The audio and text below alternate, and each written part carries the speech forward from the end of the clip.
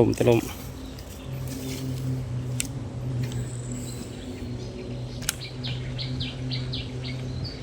โอ้ยกัดครับกัดครับท่าหน้ากัดแล้วครับกัดแล้วครับ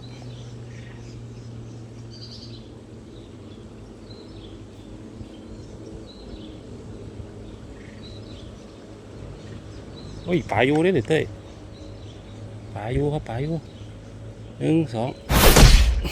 เรียบร้อยครับท่าหน้านี่เด้ครับมาแล้วโอ้ยแดดเดียวครับแดดเดียวใส่แดดเดียวครับผมเรียบร้อย